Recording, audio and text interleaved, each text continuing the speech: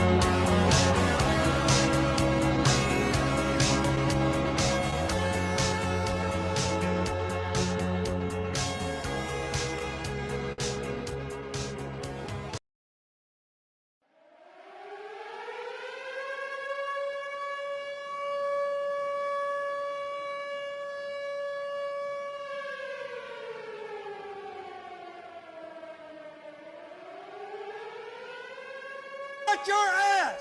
You will not laugh. You will not cry. You will learn by the numbers. I will teach you. Now get up!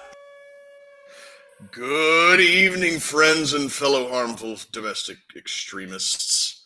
It's Friday, which means it's time once again for another exciting episode of Hobbservations on Roads to Liberty.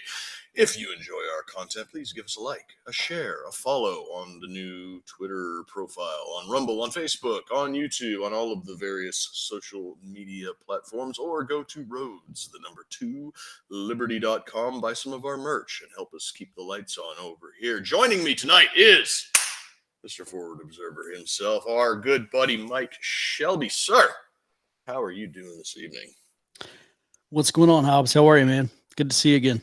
Not too bad. It's always good to have you on. So you got a book out now. I like that.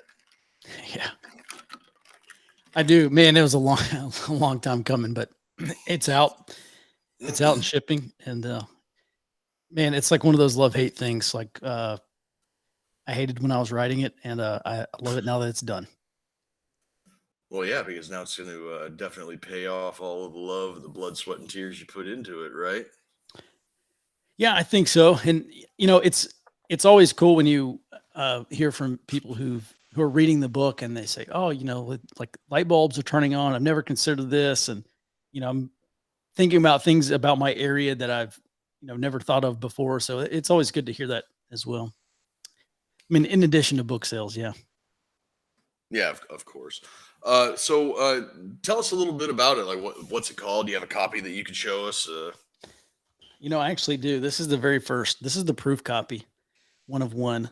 And yeah, it's called the Area Intelligence Handbook. I guess I'm flipped around backwards or something. But the Area Intelligence Handbook, it's up on grayzonestore.com. And it is a book about, a lot of things, but predominantly how to do an area study.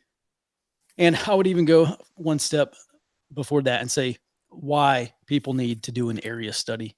And my message is pretty simple. I really dislike the whole uh, uh, bunker mentality around preparedness and I'm very into preparedness myself, and I cannot imagine telling my wife and child, okay, we're going to store up a bunch of guns and ammo and food and water and just go to bed every night praying that no one bothers us. And that whole bunker mentality, I think, is really backwards. We need to be reaching out. We need to be building a local intelligence network, which an area study helps us to do. We need to be out in the community learning. You think about like the beat cops of the 1960s and 70s. And I would say even today, you talk to these small town cops and maybe even some of the big city cops. They're like, yeah, I know that guy. I've arrested that guy 7 times. That guy's super cool. And we really need to know our areas that well, because if something catastrophic were to occur, I think we're living through the beginning of the end of the American empire. And so life is going to get a lot tougher. So whether we're talking about something that's imminent and catastrophic or something that is more slow burn but certain over the next 10 or 20 years, the people matter. Our relationships with the people who surround us matter.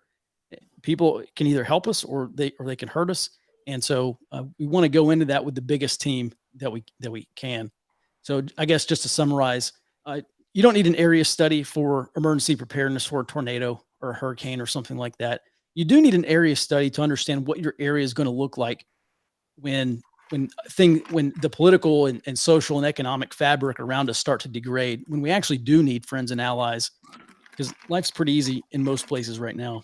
It's going to get a lot tougher, I think, in the future. Yeah, man. So I've been following you for a while. I've been a subscriber to your website for probably like 3 or 4 years now. And if anybody out there who's listening who is not a subscriber over on Forward Observer or any of the other little branching off, I mean, you've got several places that you can subscribe to. If you're listening to this and you're not, get off your ass and go over there. It's literally the price of like an expensive cup of shitty coffee at Starbucks or something per month. I mean, you can sacrifice that, and it is like 5 to 10 minutes of reading in your inbox every day. It always hits my inbox right as my morning coffee hits my outbox, if you know what I mean. So it's good toilet reading in the morning, if you'd allow me to be so crass. But yeah, so go over there and definitely subscribe on that. And we got grayzonestore.com scrolling across the bottom of the screen. That's where you can go and buy the book, because as long as I've been following you, you've been hot on this area study thing. You had a little meme-based insurgency for a while there, and then that kind of calmed down a bit, but you're always on the area study, because everything that's going to happen to you is going to is going to happen local first, right? Absolutely. Yeah, and people get go ahead. Yeah, one of the points I make in the book is it's very easy to get wrapped around the axle about what's going on with China, and oh my gosh, there's another China hack and cyber espionage, and I would say even what's going on in DC or what's going on with Target or Bud Light. And, like being situationally aware is fine. What we really want to do is have situational understanding for our own local area, because that's where those threats are going to manifest. That's our area of operations. Those are the places where we're going to be directly affected. I'll be directly affected by what my neighbor decides to do, regardless of what Target or Bud Light decide to do. And so really it's a really pragmatic approach to preparedness, which is you prepare for the local things that are going to break or go sideways while remaining aware of kind of more strategic trends. I'm not trying to poo-poo a Chinese cyber attack. However, even if China were to launch a cyber attack and try to disrupt our information or communications environment, or maybe even more, clip the power, something like that. Okay, that's fine. Let's start going through the second and third order effects and fourth and fifth order effects until the effects are on our doorstep. And so that's the biggest thing that an area study does. It allows us to identify these long-term trends like empire collapse or low intensity conflict or Civil War II or domestic conflict, whatever you want to call it. And then we can boil that down to say, okay, how does this affect me out my front door, down the street, in my neighborhood, in my county? And what are the threats and conditions that I'm going to see as a result of this strategic trend due to the follow-on effects? And then I can prepare for those. I can be very deliberate for how I prepare for those very specific things. And so, EMP, all that stuff. Let's think about local effects of those big strategic events. Right, yeah, because you're thinking about the big things, what's going on in Washington or what's going on in China and Taiwan or Russia and Ukraine and all these other things. The big headline grabbing world events that those are fun to. I don't want to say fun to think about, but those are the things that kind of occupy your mind because they are the big ticket items. They're a lot sexier than what's going on in your local area, but it doesn't matter what's going on in Russia and Ukraine if the crackhead down the street is selling rocks to your 7-year-old or whatever, right? And if you're too busy focused on the idiots in DC arguing over the debt ceiling, or whether or not Ukraine's little drone bomb at the Kremlin or something like that, and your kid's addicted to smack, you got more pressing matters on your plate, I would say. And that's probably stuff like that is going to be probably the main bulk of the area study. That's sort of like local intelligence stuff, because it's not always about disaster preparedness or the worst case scenario coming to your front door. It's going to be the things like, okay, that guy's a registered sex offender, that dude down there is a Marine vet who was attached to the Seabees and knows how to build a bunker in record time, or any of these other like nifty little things that you can find out just by walking your neighborhood. And that's why you wrote the book, right? Yeah, get out and walk it. I'm a big fan of Google Earth or whatever imagery software you want to use. That gives us a mission critical view of our area. And we live in a 3D environment, so we can get out and go walk our dogs, go for a run, go to whatever, drive around the block, the neighborhood. And I play this game with my wife whenever we're driving around, like when we're looking for houses or whatever. And we'll drive into a neighborhood and I'll say, okay, what are the things that you recognize about this neighborhood? And automatically I'm looking for vehicles. How nice are the vehicles? I mean, in addition to the quality, of the homes, bumper stickers on vehicles, yard signs, flags, these tiny little indicators. And if I see a Marine Corps flag, number one, in this day and age, if I see US flags, American flags, I'm just going to go ahead and guess like that's probably a decent person who lives there. And at the point where you start to see that around your neighborhood, we need a way to go and contact those people. Because if they live in my neighborhood and they're probably okay people, we can talk about maybe how we gather information about these individuals before we go meet them. But, that's the guy I probably want on my team, especially if he's a veteran and has some skill that would be crucial to, say, I don't know, a neighborhood watch or community security effort if, when the balloon does go up, presuming that it does. Yeah. So we got a question over here.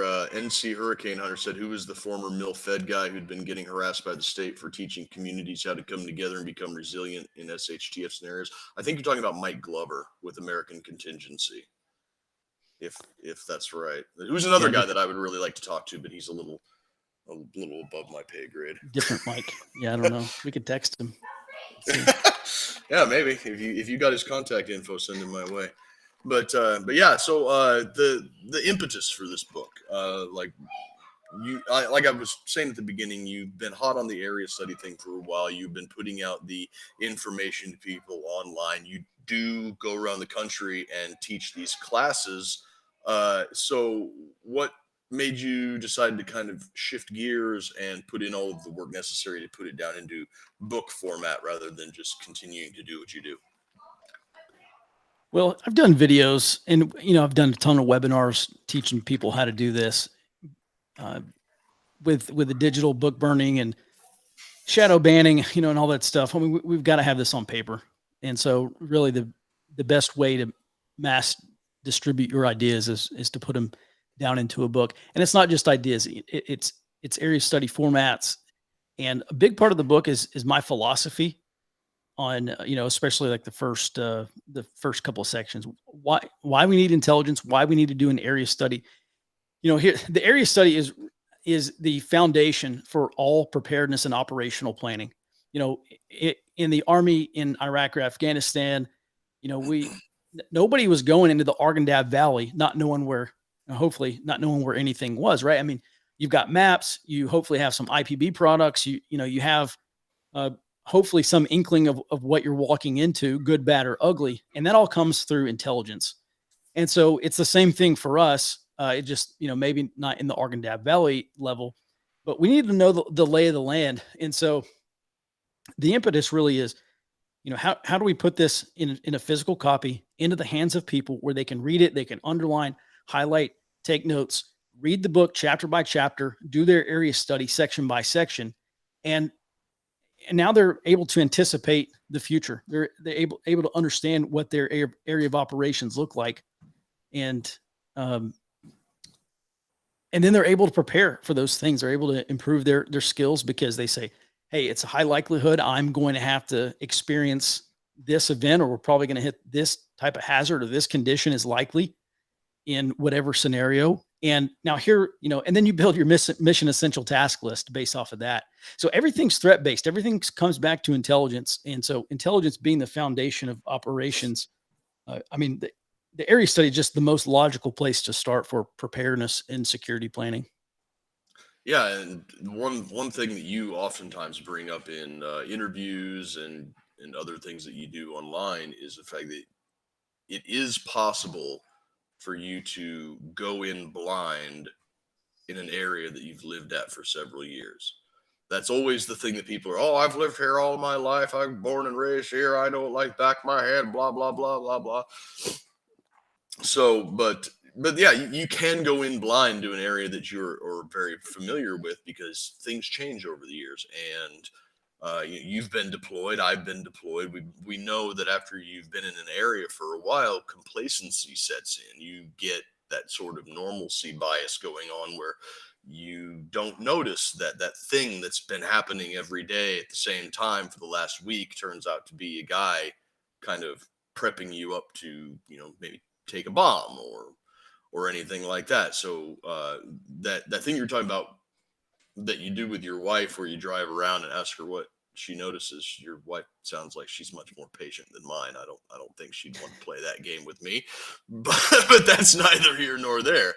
But let's kind of circle back to the beginning of the book. You said that the first part of it is discussing your philosophy on it. So you want to kind of break that down for us and tell me maybe how the way that you do things or the way that you think about things differs from the few other people that I know about in this space that do what you do or something similar to it.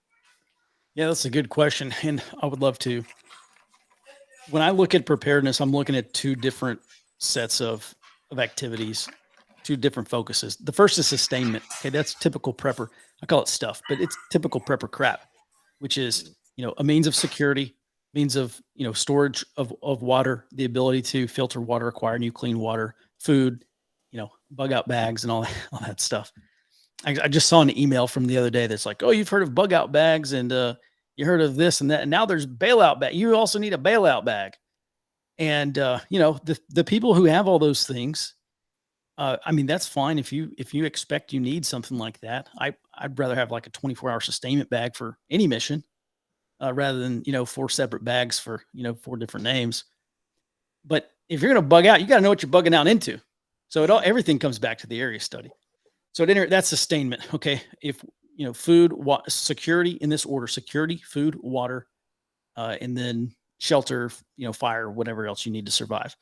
And my friend Chris Weatherman, Angry American, who wrote the Going Home series, he told me one day, he's like, yeah, man, if you're out in the woods having to rub sticks together to start a fire, like you effed up somewhere.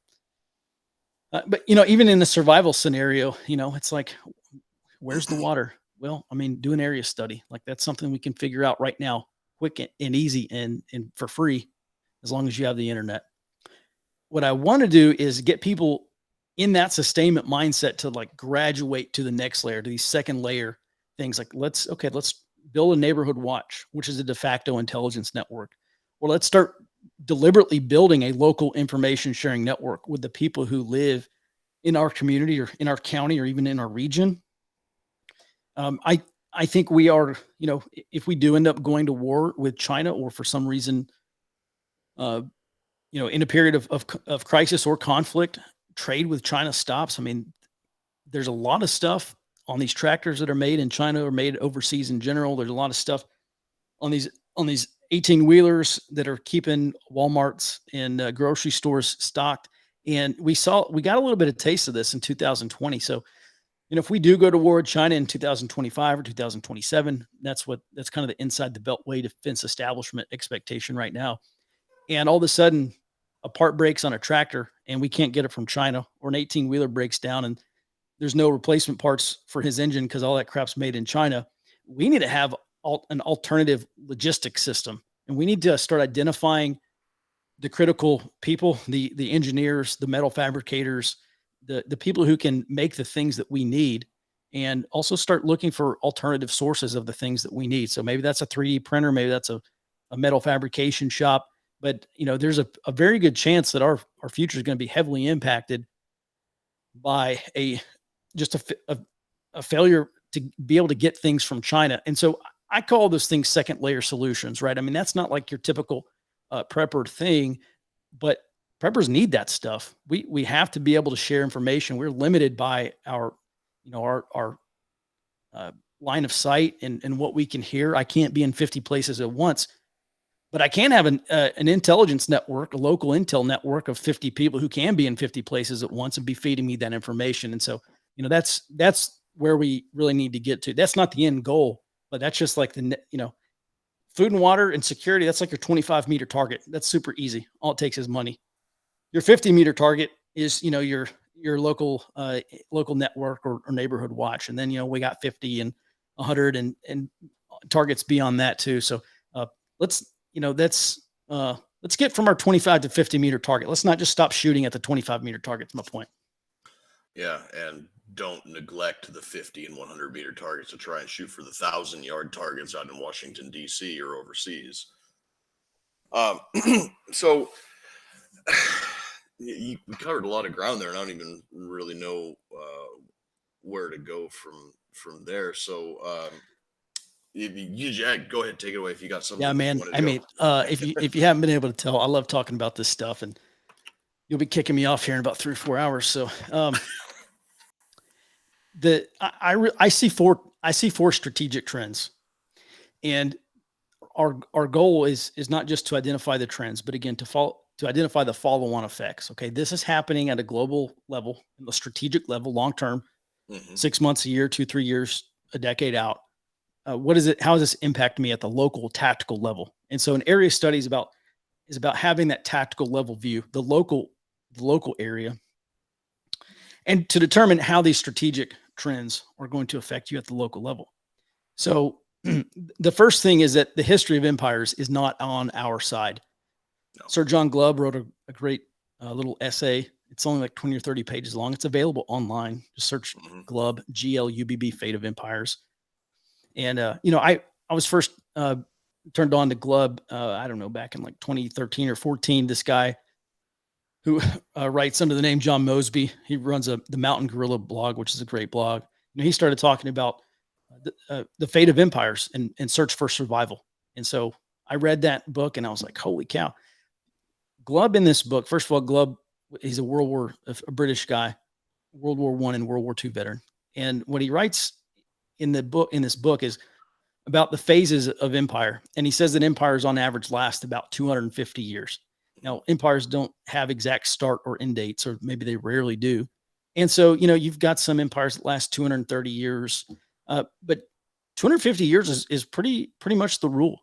And so, and then I keep reading and studying more people, and there's an Estonian political scientist, and he had 31 different civilizations or empires that he followed, and he found that the average rise, peak, decline, life cycle was 270 years, which is real close to 250 years from Glubb. So I think that's right. So at any rate, if we start the American Empire at 1783, you had 250 years, you get 2033. It's a decade out. So the first thing we need to do is how does my area change in a period of empire collapse? And so we can go back. I run a newsletter called Gray Zone Research, and I go back and I research this stuff historically, what this has looked like to arrive at these conclusions. The second thing is the history of money is not on our side. The average lifespan of a currency as the world reserve lasts between 80 to 100 years. So we go back to Bretton Woods in 1944, you add 80 years, you get 2024. You add 100 years, you get 2044. So really, I think within the next 20 years, the US dollar is going to be displaced as the world's, at least the world's sole reserve currency. We're going to share it if we're still a reserve currency at all in 20 years. And so, okay, now how does your job, how does your neighborhood be affected by the dollar's loss of the sole world reserve, or maybe not even a reserve at all, reserve currency? And those are the two big things. The next thing we kind of already talked about, the next big war we get into is going to be very disruptive, mainly due to cyber and space-based weapons. So again, if you don't have cell phones, how is your area going to look like, and what are some of the threats you're going to face? And well, okay, let's start identifying those, and then we can start preparing for those. And then also, I don't know how deep you want to go into this, but the United States, we are repeating the same types of trends and events that happened in the lead up to the English Civil War. So it would not surprise me in the next, well, let's say from 2024 to 25 to maybe the next couple election cycles, I would not be surprised if we saw something much worse than what happened in 2020 here in the United States. And I'm talking about a domestic conflict, not like 1861 Civil War type conflict, but low intensity conflict, but a domestic war nonetheless. Okay, so let me stop you right there, because please do. You said three things there that they all kind of tie back to one question that I have when we talk about the ages of empires being about 230 to 270 odd years or so, currencies lasting only 80 to 100 years or so, and us making the same mistakes that have been documented out through history. It all comes back to whether or not the people in charge are stupid or doing it on purpose. Because if a guy like me, just some blue collar dumbass who makes things out of metal, can see these patterns, can see the mistakes that are being made, and I can crack open a widely available history book or get on Wikipedia or something that anybody can do, and I can be like, you're doing this again, you're doing this again, and you're doing this again, and you should be doing this, this, and this. We know that these things don't work. We know that these things do work. Why are you doing these things and thinking things are going to be different this time? If I can figure that out, then why are the people that are running the show, why can they not figure it out? So I want to apply the Hanlon's razor approach, where you say that do not ascribe to malice what can be easily explained to stupidity. But at some point, you have to ask yourself, can people be this wrong this consistently by accident, or are they doing it on purpose? Because we have these academics who come out and they say empires last 250 years, currencies last 80 to 100 years, and this is just the way it's got to be. Am I off base here, or what do you think about that? I think there are elements inside the United States, domestically and foreign, who are trying to bring about the end of the American system and really Western civilization. I think a lot of this is human nature. Why are things, from the seasons to, the birth and death of stars, that, trees grow from a seed and they drop fruit, and the fruit has another seed, and then another tree goes up and the leaves are grown and the leaves die. Everything in this universe is cyclical. So I don't think we should expect, empires or civilizations to be any different. So I think a lot of that is human nature. The reason why history repeats itself is because of human nature. And so I say, why not both?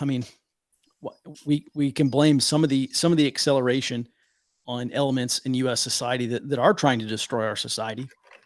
At the same time, whatever the third law of thermodynamics is also at work, which is things tend to break down over time, whatever that law is. So it's both at work. I don't see any reason why both can't be true. Yeah, the question is stupid or evil, and the answer is yes. Yeah, right. Exactly. Yeah. Yeah. So, what's the next thing? Because I cut you off there to ask my very topical questions, a question that I seem to ask everybody every week. Are they stupid or evil? But Right. yeah. So what comes next?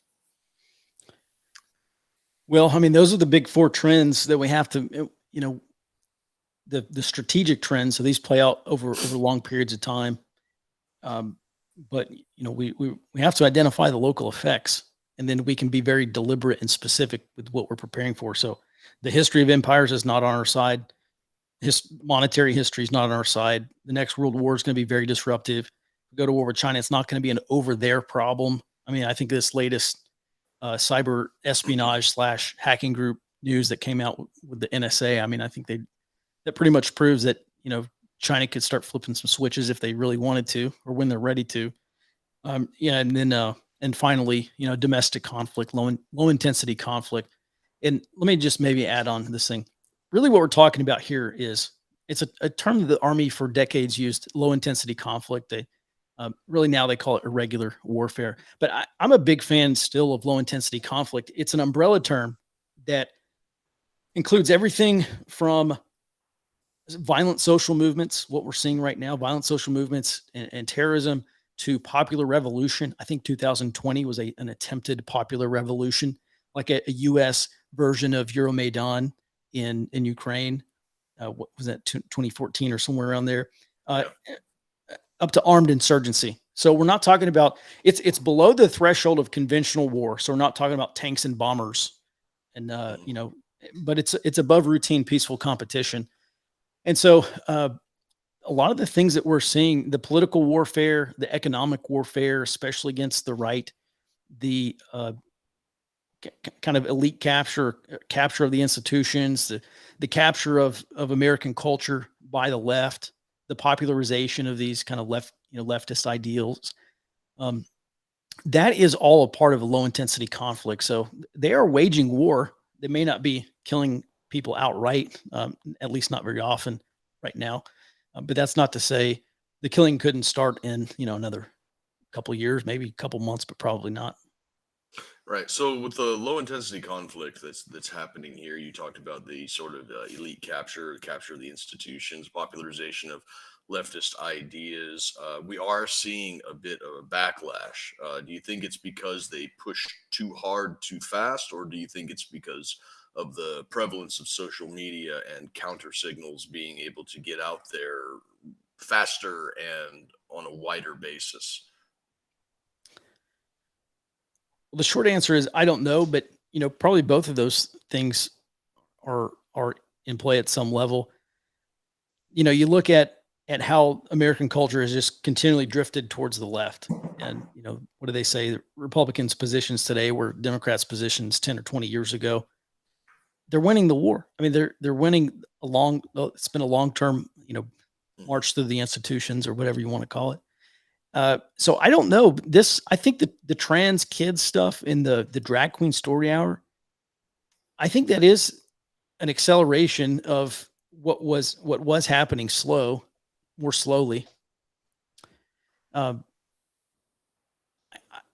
to be honest, I don't know. I do wonder why the drag queen story hours are being pushed so hard into the culture that's not ready for it.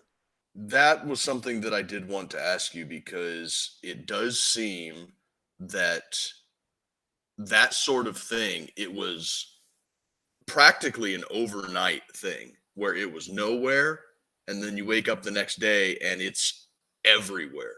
And you follow the national news and the alternative media where you can have a bit of an interaction or user input from people around the country, and it's like, hey, this thing popped up in Austin, Texas, and then somebody in Tucson, Arizona is like, hey, I got one here too, I've never seen this before. And then suddenly reports just come in from all over where it's like, yeah, we've never seen this before, and now they're everywhere. And it does, if you'll allow me to adjust my tinfoil hat real quick, it does kind of smack of a centralized control network somewhere. But at the same time, we don't have any evidence of it, or at least any hard evidence of it being a controlled, a centrally controlled effort to push these sorts of things out there. It's almost like some type of a weird cultural hive mind where you don't get directions, but you know where you need to go. And I mean, they know where they need to go without getting any actual like on paper orders to be like, okay, next week, poof, drag queens in every elementary school, right? Right. You know, so that that and the trans kids thing that just was again one of these things that just blew up out of nowhere, and it is causing a backlash because it is so abnormal, so repugnant to the sensibilities of a normal person. And again, I have to ask: is it because they push too hard, too fast? Social media and the internet allow the counter signals to get out there? Or a third option, is it because the people that are pushing it spent so long in their own echo chamber that they genuinely believe that their views are the popular consensus to the people of the country? Yeah, maybe it's another form of mass psychosis. Possibly. So there's a part of me that says, why the acceleration?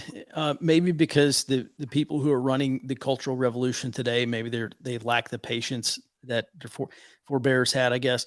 This is not the first time that we've had a cultural revolution like this in the United States. There's actually been three different periods.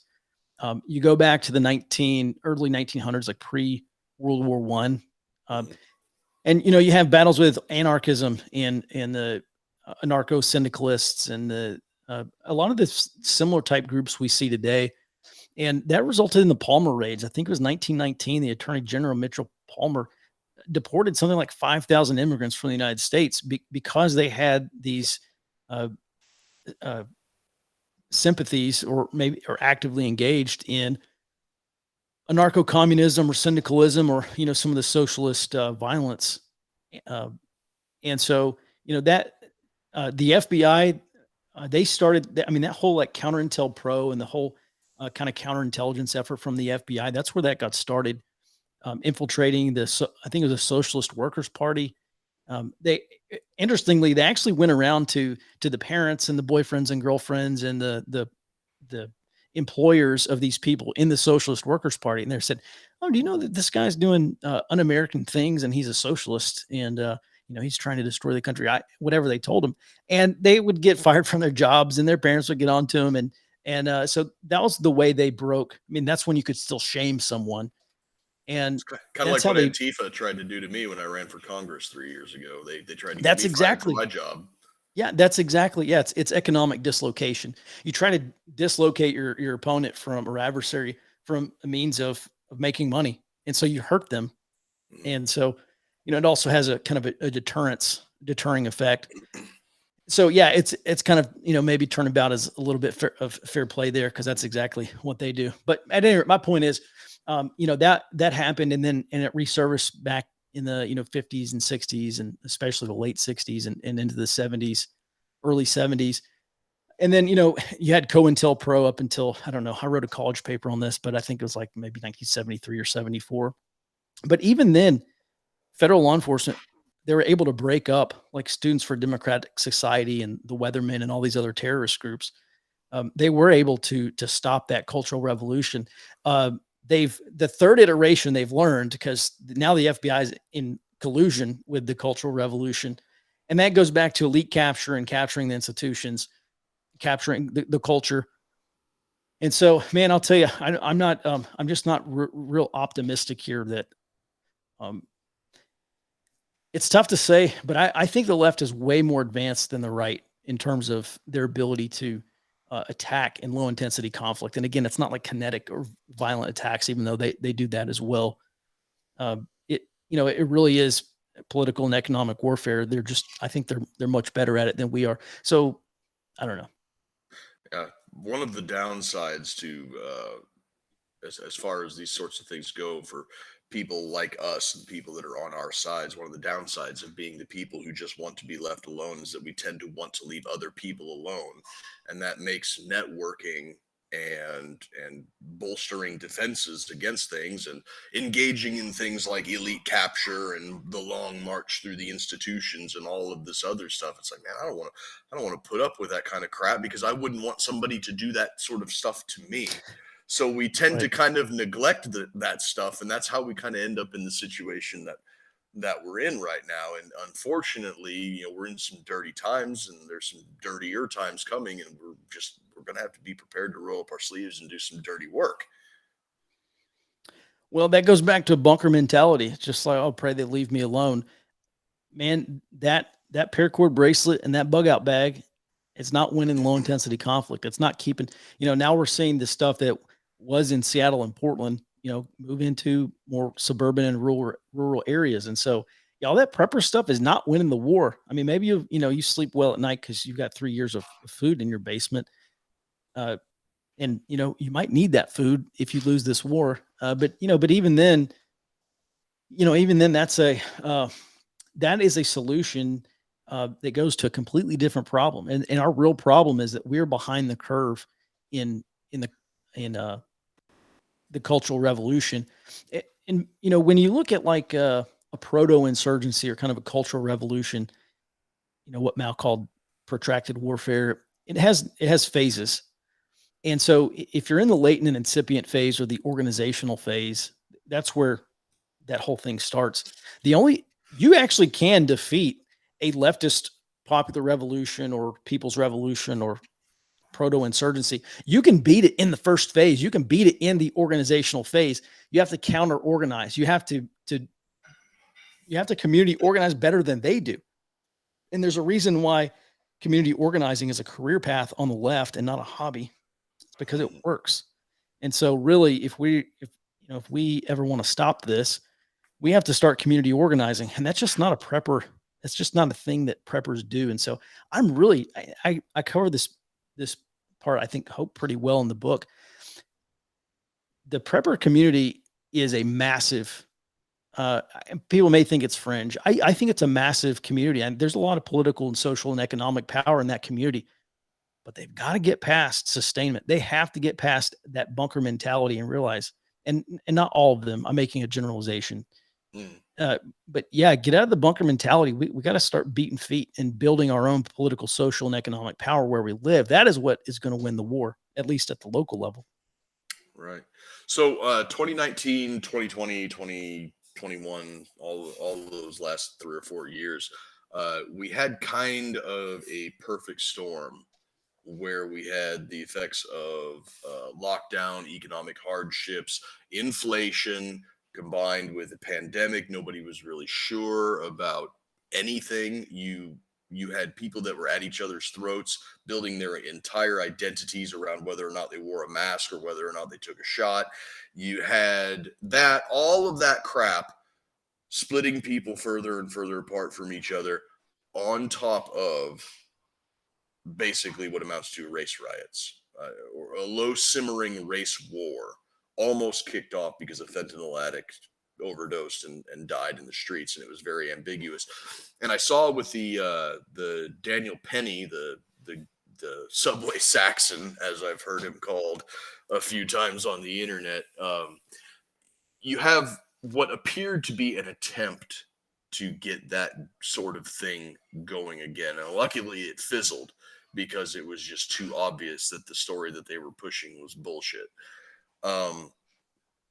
But do you see something like that? Well, I'm not even going to ask you that question. It's fairly rhetorical. Of course, I'm going to see them. They're going to continue to try to do things like that. But I guess what I want to ask is, how successful do you see them being in the near term future of pushing something like that, taking advantage of some type of a white on black police shooting or use of force incident like what happened down in the subway? Like how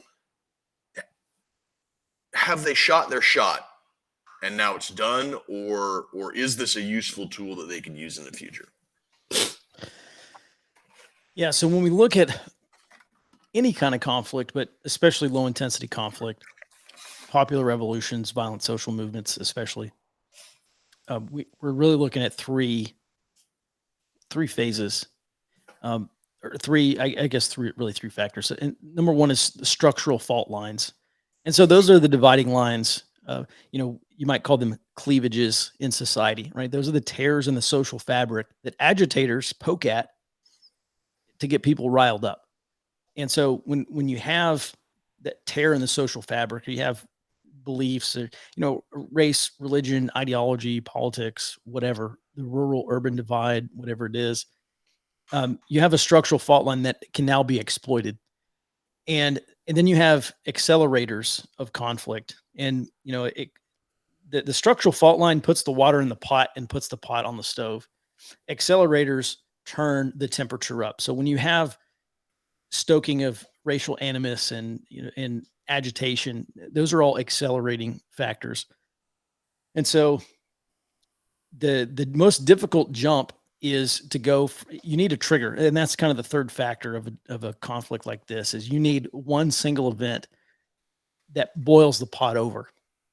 And they've tried. They did that in 2020. They had George Floyd was their trigger. After Trayvon Martin and all the other ones, those were accelerators. And I look at it as in 2020, it's a sprinter who just got done running his fastest 400-meter sprint. He's got to take a breather, right? I mean, he can't turn back around and run this thing again. So I think a lot of the steam was let off. And, we even see this looking at these leftist groups today. There's still a lot of passive support, but they're active supporters that they had in 2020. They're doing other things now. They're back to working at Starbucks or whatever, but they're not out in the streets. I guess the other thing too is high youth unemployment is a universal early warning indicator of civil unrest. So I think the unemployment and the due to the pandemic and people not working and staying at home, I think that was another big accelerator. I don't think you could. So, the question is, what other type of event is going to cause the same type of youth employment to get those people back at home and angry and out in the streets? And then you can probably find a trigger again. But I think that's a big thing is that, people have not the same conditions that we had during the pandemic in 2020. That's my take. I mean, that's kind of my feeling. But the sprinter is breathing. It's only going to be a matter of time before he launches from the starting position again. And maybe that's late. Maybe that's November 24 into 2025. I don't know. But that's kind of like the next big opportunity, I would say, for them. Yeah, we always get something like that in an election year that certain elements of the government kind of glom onto and use as a rallying cry to kind of support their base. But on that note, we do have a bit of good news. BLM, the actual organization BLM, is on the verge of insolvency right now. They paid out heavy bonuses, engaged in some financial nepotism. There's accusations of fraud and all sorts of terrible things are coming their way, and good. They couldn't have happened to a nicer group of people, I don't think. So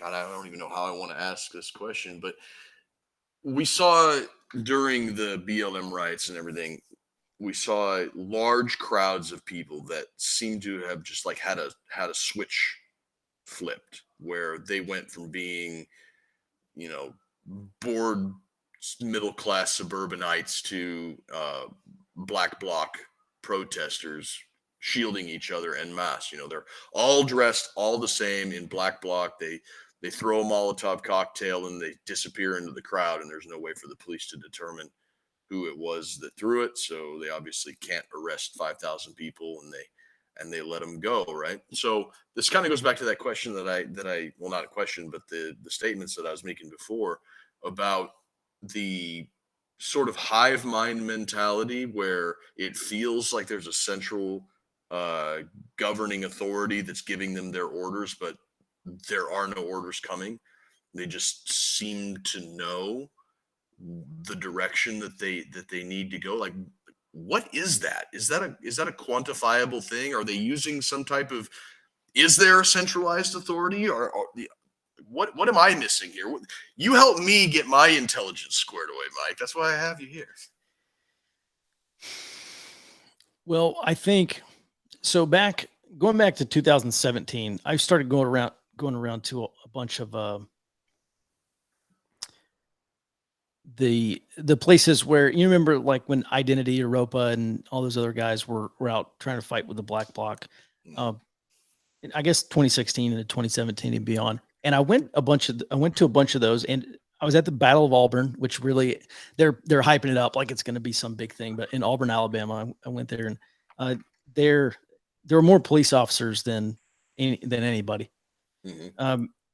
But later, I started basically there are masking laws in the state of Alabama, and they did that against the KKK. I think back in the 60s or whenever. 50, 60 sometime.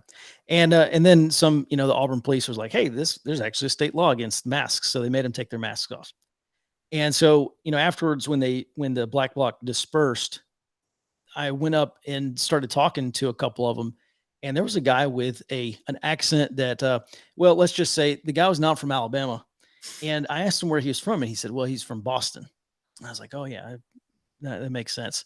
And I said, well, you're a long way from Boston. And he said, yeah, they brought me down here to try to coach up this chapter. And it was the Atlanta Antifa chapter that went down to Auburn to do this.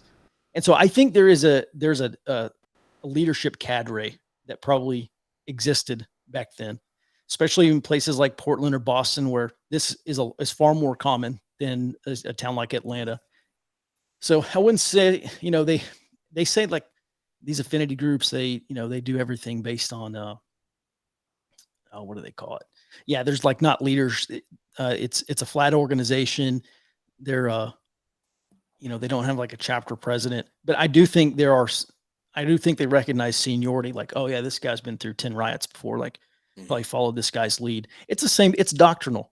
It's the same thing. How can you take three privates, a specialist and a sergeant, and an E7 and a lieutenant, and put them on the battlefield, and they all know what to do? It's because they've been through infantry training, and they understand what is expected of them, and they can follow orders pretty easily, hopefully.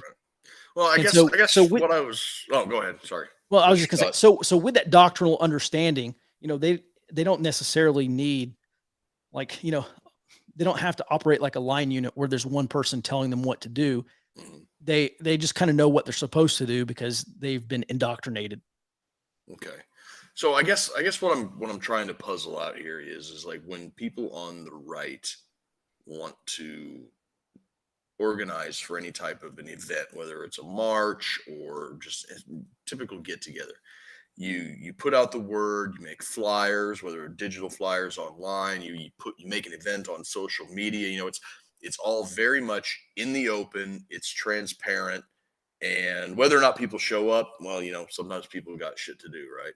But it's all out there, and you can clearly see that this person organized it. They made the flyers. This is where you want to be, et cetera, on down the line.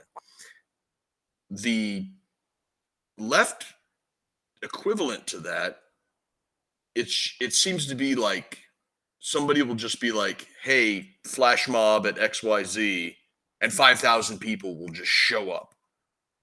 Where and you can see where sometimes the call will go out and literally nobody will show up. Because the worst thing to happen is you put out a call and you and like 2 other people show up. That's worse than putting out the call and nobody showing up. So it's almost like like a signal goes out where it's like, abide by this one. This person put out the call, everybody show up there. This person put out the call, nobody show up there. And I'm just trying to puzzle out, how do they do that? That's the part to me that just, it strikes me as being something behind the scenes that is communicating to these people, but at the same time, it's too many moving parts to have a centralized control. Am I making sense here, or is my brain just kind of going in circles? I don't know. I'm not familiar with like any specific instance, at least, not that I can remember right now. But they have call trees and they have text trees Mhm. The Revolutionary Student Front at UT Austin, they had I forget what they called it, but it was a campus safety group. And so you just put your cell phone number in there, and then whenever they saw a fascist or an alleged fascist on campus, they would text everybody, and there's just a mass text, and it would go out. And literally in like within 15 minutes, you'd have 20 or 50 protesters there. And so I would say, that's kind of the only thing that I'm somewhat familiar with in terms of being able to mobilize very quickly. But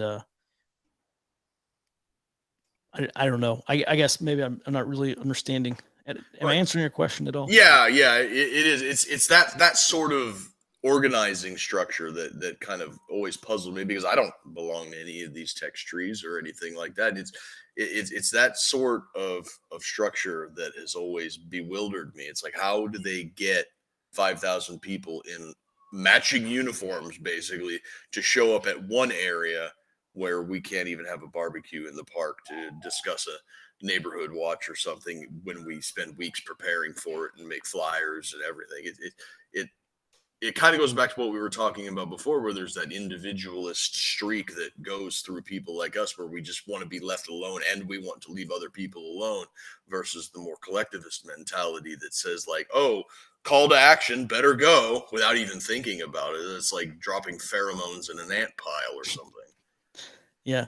Well, I think it's just a sense of urgency, right? I mean, if you're going to show up to protest the right, like, why you're there. You're trying to defeat fascism, or what is alleged fascism. Mhm. I think we're just way too comfortable for the most part on the right, but we've seen a lot of right wing protests. The anti-mask protests, and the various rallies and stuff where people show up in mass on the right. So I think it all comes down to urgency, and can you sell the urgency? Can I make just maybe one other point? Please. Okay. So social cohesion, I think, is also a part of this. And when there's a 13th century Arab philosopher named Ibn Khaldun, and he talks about this. There's an Arabic word called asabia, and it means there's no real equivalent in English, but roughly it translates to collective will, or kind of group solidarity. Mhm. And what he noticed, he talks about two different classes of people: the nomadic Berbers of North Africa, and there was group survival. You can't survive on your own in the deserts of North Africa. It takes a family, it takes a clan, and so that was cooperation is actually in your self interest. Like, if you want to survive, you've got to cooperate with your group. And then he also noticed the kind of the quote unquote civilized people, the Arabs living in these cities, and they had trade routes, and the nomads had to go around searching for food and water. You think about a city, well, the food comes to the city from the outskirts. And so there was no asabia there, because you could live in that city and you didn't have to depend on anyone else. Right. I mean, as long as you had money, you could go down to the market and buy food, but it's transactional. There's no group cohesion there. Like, Mhm. my survival is not dependent on this guy, because if he's not there, I'm just going to go buy it from someone else.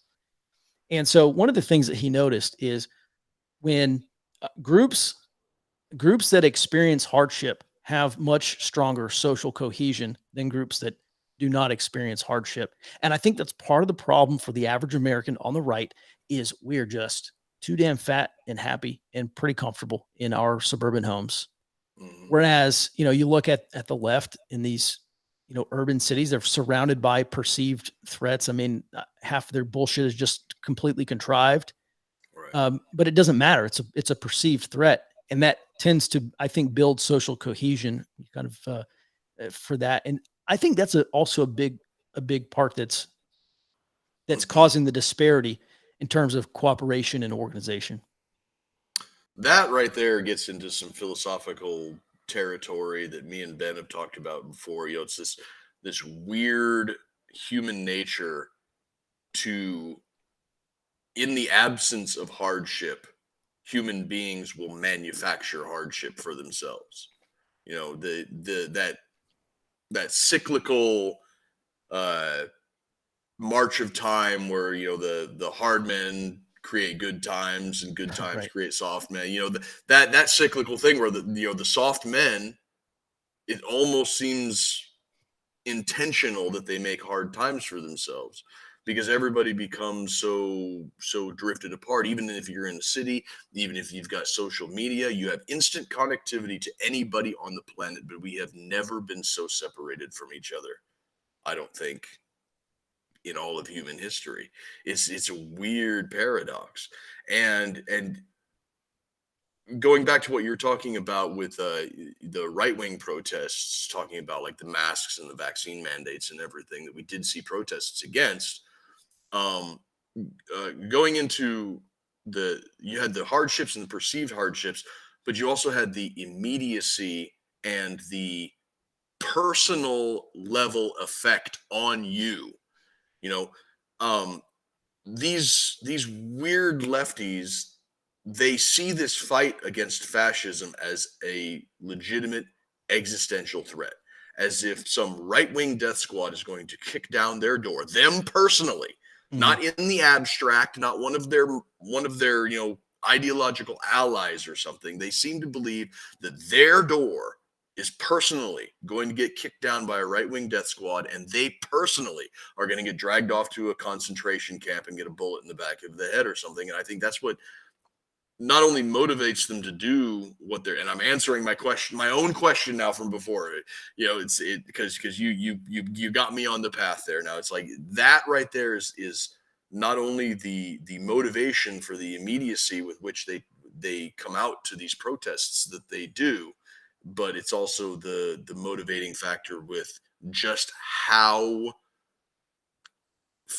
fervent they are about it. I don't even know if that's a word or not, but but yeah, it's like they're not people that are just going through the motions because their ideology says so. They truly do believe that it's going to affect them, and if they don't stand up to fascism, the Nazis are just one day away from shaving the sides off of their mustache and going to come to them or whatever.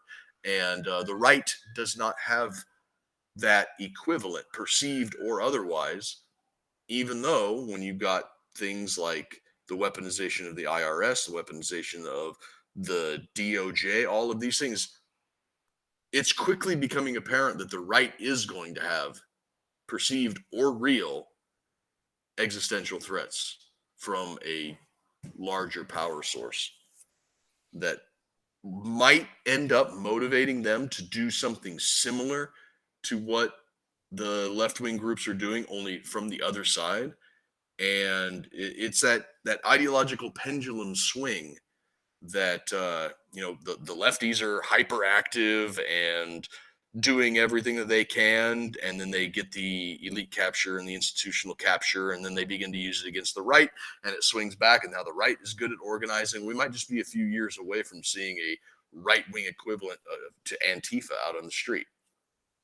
I think Thoughts? the Proud Boys were probably the closest to the right wing equivalent of Antifa, and so I think there probably were. I mean, I don't know at what level they exist today, but they're I'm sure they're still out there somewhere, just like Antifa is. Mhm. I imagine they'll come back. Well, I don't know. They may. I don't know what they'll do, but I think I think we were just far too comfortable, and we have this bunker mentality and leave me alone mentality. But historically though, there's a book that came out around 2017, and it's called How Democracies Die. It's actually a good book, but it was written by two kind of lefty professors. These two dudes named Ziblatt and Levinsky, and I think that's right. And I read that book. It was a great book. I highlighted like half of it, but it wasn't enough for me. So I started researching more after I read that book, and it mainly focuses on right wing movements, how right wing movements cause democracies to fail or threaten democracy. And they begin the book about Trump and fascism and Trump, and like on the very last few pages, they're like, yeah, actually Trump's not a fascist, but he could be one day. So I got to that. And I was like, you should have just put that in the very front of the book. That would have been helpful. But Um, at any rate, basically the thing that they conveniently left out in this survey of the history of right-wing movements in illiberal right-wing movements against the liberal democracy is those right-wing movements did not exist until they were threatened by most typically a communist movement. And you get a communist movement and then you get a reactionary right-wing movement. The thing didn't exist before communism started to invade the country. Right. That's the part they left out in the book that would have been helpful for readers. I know why they left it out, but the broader point is, the reactionary right they react to something, and so I think they're kind of self-licking ice cream cones. The left, the farther left the left goes, the more reactionary response they're going to create on the right. The more the reactionary response on the right grows, the more the people on the left are like, oh, the fascists are going to take over. It's going to be the Spanish Civil War in the United States. And the two sides just reinforce each other. And it's like this death spiral until we do wind up in a Spanish Civil War type of conflict. But, I think that's a solid possibility. Right. Yeah. That's even in their lexicon, their terminology, their language that they use. The right wing are always termed as reactionaries or counter revolutionaries, Right. and they are always the revolutionaries. And that's, even in a place like Cuba, where the Castro family has had an iron grip control forever, they still refer to it as the revolution, and anybody that comes up against it as a counter revolutionary, because it's not enough for them to have succeeded in the revolution and now we are the base of power. They have to keep the perpetual idea alive that no, we're in a continuing struggling revolution, and is the proletariat is one step away, and all we got to do is just keep the revolution going, and anybody else is a counter revolutionary.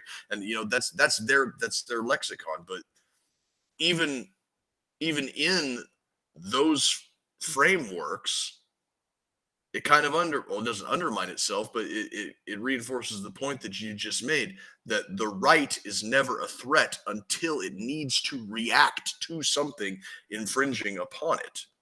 Right? Well, yeah, that is, yeah, I think so. That's not how the leftists see it, but yeah, I generally think that's right. The leftist response would be, well, yeah, the right doesn't have anything to react to because they are the oppressors, and they're the whatever supremacists in their country, wherever they are. And then the left comes in to try to liberalize and democratize or whatever they want to say. And then and then the right response. But I agree with you. But just in the interest of avoiding an echo chamber, that's just not how the leftists see it. And, from the army, perception is reality. So, the question is, can that perception be broken? And people who hope to solve the problem better figure that out.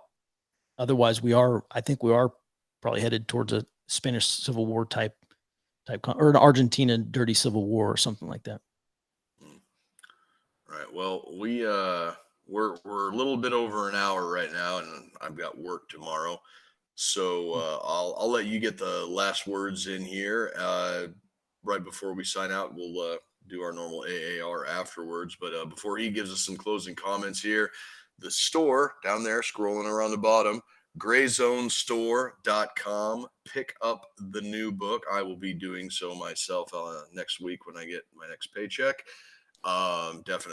Definitely. And go to forwardobserver.com, sign up for the emails. It makes good morning reading, just a quick 5 to 10 minute perusal for stuff that you need to know. You got any other subscriptions or links or anything else that people need to go to, Mike? I know you kind of split things up a little bit to like the global sit rep and the domestic sit rep and everything like that. Yeah, we have a free daily report that I write every morning called the Global Sit Rep, and it's 5 items on the geopolitical and defense front, mainly stuff that that's not gonna get covered in the news. It's a lot of foreign media coverage of events that we never otherwise hear about. And then, yeah, we do have a paid daily newsletter as well called Daily SA, Daily Situational Awareness. And we look at domestic and geopolitical risk. So we're talking like the federal and the Congress now, they're talking about making some new government agency to regulate AI. And so, we track a lot of the congressional hearings and what DHS and the various government appendages are doing and talking about. And we look at food supply and oil and energy and a lot of other things. And yeah, it's $10 a month or $100 a year, and that's a team effort. The whole team writes it, and we certainly would appreciate your support. And actually, if you go to forwardobserver.com/trial, try us out. It's $1 for 30 days. If you don't like it, I'll give you your $1 back. Most people like it.